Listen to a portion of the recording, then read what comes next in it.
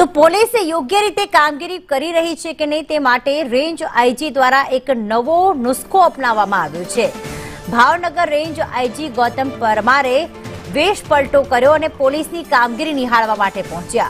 તે વેશ પલટો કરીને સામાન્ય નાગરિક બનીને રસ્તા ઉપર પહોંચ્યા હતા। નાઇટ કોમ્બિંગ કરતી પોલીસની ટીમે રેન્જ આઈજીને કારને અટકાવી હતી।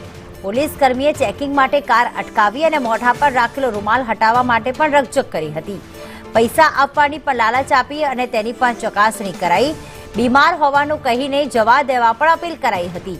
પોલીસ કર્મીઓએ ચેકિંગ વિના ગાડી જવા જ ન દીધી।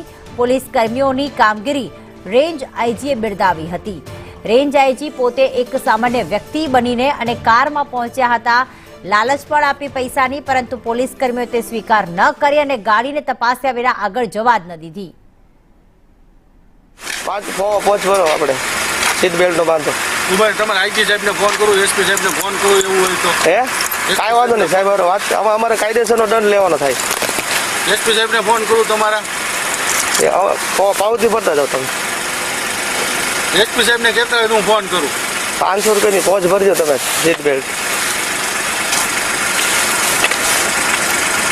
દવાખાનાની વ્યવસ્થા જો અમારે 108 વાળા આવી ગયા, તમારે એમ ચેક કરો કાંઈ થાય એટલે જવાબદારી તમારી। મારી રહે આ 108 વાળા જો ઉભા જ છે, ચેક કરાવી લો। આ રહ્યા હાલો બેહાડ દો એમને, લાવો એક રૂમાલ સમજો નહીં ના, હું નથી સમજતો। રૂમાલ ખોલો, પોલીસની તમે ફરજમાં રૂકાવટ કરો છો। રૂમાલ ખોલો, હું થોડા પોલીસ આગળ ઉભો રહું, તમે એમ કરો તમે રૂમાલ ખોલો, ખાલી રૂમાલ ખોલો। પણ સાહેબ ટાઈટ ના હિસાબે કાંઈ વાંધો નહીં, પણ હવે ટાઈટ ના 2 મિનિટ રૂમાલ ખોલી નાખો તમારો। ભલા સાહેબ તમે કઈ માણસ છો, ભલા એટલા રિક્સ નહીં, કાંઈ વાંધો નહીં, તમે જે હોય પણ વાત સાંભળો, તમે જે હોય ખાલી રૂમાલ તો ખોલો આપ।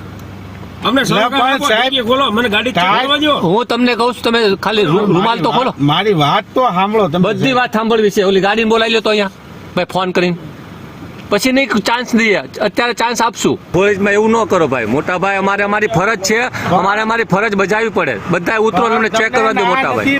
અમે ફરજ બજાવવાની, મેં ગાડી સામે જ ઊભી રાખી છે, ભલે પણ ઊભી રાખી, ઊભી ભલે તમે રાખી, સારું કામ કર્યું, પણ અમને ખાલી ચેક કરી લેજો, સહકાર આપો સાહેબ, સારું સાહેબ। એન્ટ્રી કરવાની છે, નો હોય તો અમે પાવતી આપશું, ખાલી એક લાયસન્સ તો બતાવો, એનો કેસ કરશું।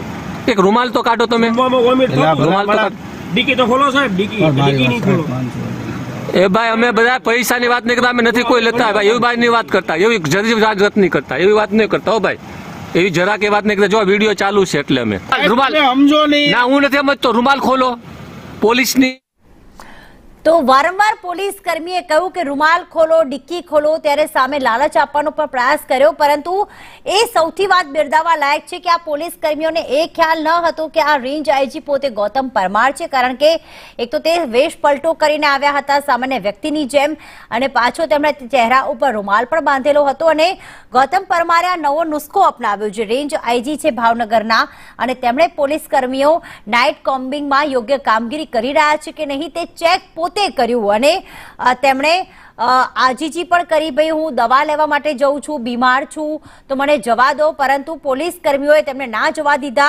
તેમણે ગાડી બરાબર ચેક કરી, આગળ જવા ન દીધી, લાયસન્સ પણ માંગ્યું, અને જ્યારે પૈસાની લાલચ આપી ત્યારે પણ તેમણે ઇનકાર કર્યો કે અમે પૈસાની વાત નથી કરતા, અમારે રૂલ્સ ફોલો કરવાના છે।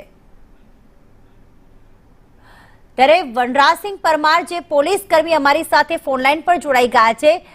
સ્વાગત છે આપનું સંદેશ ન્યૂઝમાં। પોતે રેન્જ આઈજી ભાવનગરના ગૌતમ પરમાર આ રીતે વેશ પલટો કરીને પહોંચ્યા હતા, ત્યારે કેવો અનુભવ રહ્યો તેમણે આ નુસ્ખો જ્યારે અપનાવ્યો ત્યારે? બધી ગાડીઓ આવતી જ હોય છે, અમે બધાની રોકતા હોય છે, બધી જે આવતી હોય છે બધા માણસો સરખા જ હોય છે, કાયદેસરની કાર્યવાહી બધા જ્યારે આવતા હોય છે તેની કરતા જ હોય છે અમે, અને આમાં પણ એ જ રીતે કર્યું છે। તમે એ રીતે જ કર્યું, ખરેખર આ બિરદાવવા લાયક છે, પરંતુ તમે રેન્જ આઈજી પોતે આવ્યા છે, કદાચ તમને એવી શંકા પણ ગઈ કે આ કદાચ ભાવનગરના ખ્યાલ નહોતો કે આ ગાડી કોની હતી, અમે જેમ રેગ્યુલર કામગીરી કરતા હોય તેમ જ કરતા હતા। તમે પહેલા ગાડી રોકીને એમને શું કહ્યું હતું, કારણ કે સામેથી એમણે નુસ્ખો એ પણ અપનાવ્યો કે તમને પૈસાની લાલચ પણ આપી હતી? એવું કોઈ સવાલ નથી, જે કાયદેસર થતો હોય દંડ જ લેવાનો છે। અને વાત કરીને કાયદેસર થતો એ જ કરવાનો, મારો બોડી વન કેમેરો પણ ચાલુ હતો। બિલકુલ વનરાજસિંહજી, જ્યારે એમણે એવું કહ્યું, જે સામાન્ય વ્યક્તિ બનીને આવ્યા હતા ગૌતમભાઈ પરમાર, અને એમણે એવું કહ્યું કે હું એસપી સાથે વાત કરાવું છું, તમારી નોકરી પર ખતરો છે, ત્યારે પણ તમને જરા પણ ડર ન લાગ્યો? ના ના, જે અમારે બધા પણ એવું કરતા હોય, અમારે જે થતું હોય કાર્યવાહી રાતે જે અમે કરતા હોય કરતા જ હોય છે અને કાર્યવાહી કરવાની જ હોય છે બધાને. રોજે આપના સાથે સામાન્ય લોકો પણ આપને આ રીતે કહેતા હશે ભાઈ દવા લેવા જઈએ છીએ અત્યારે જવા દો, લાયસન્સ નથી અમારી પાસે, અથવા તો એવું પણ કહેતા હશે કે ભાઈ 500 રૂપિયા લઈને પતાવટ કરો, ત્યારે પણ આપનો જવાબ આ જ હોય છે? કેટલા લોકો આપને દરરોજ આવું કહે છે? બધા માટે સરખો જ જવાબ હોય છે, આ જ હોય છે. અને આપને લાગે છે વનરાજભાઈ કે ઘણા લોકો એવા છે કે જે ટ્રાફિકના નિયમો પાળવા કરતા પૈસાની પતાવટમાં વધારે માને છે? ના ના ના ના, એવું કોઈ હોતું નથી. એ ખોટી ઓલી છે બધા, ખરેખર એવું હોતું નથી. અમે જે કાયદેસર થતું હોય છે રોડ ઉપર જયારે ચેકિંગ કરી ત્યારે જે થતું હોય છે બધાને કાયદેસરનો દંડ આપીએ છીએ. ખરેખર લોકો ટ્રાફિકના નિયમોનું પાલન કરે છે ખરી? અમુક લોકો કરે છે, અમુક લોકો નથી કરતા. જો એને ન કરતા હોય એને દંડ આવી રીતે દંડ આપીને આપણે જાણ કરવી છે અને જાગૃત કરવી છે.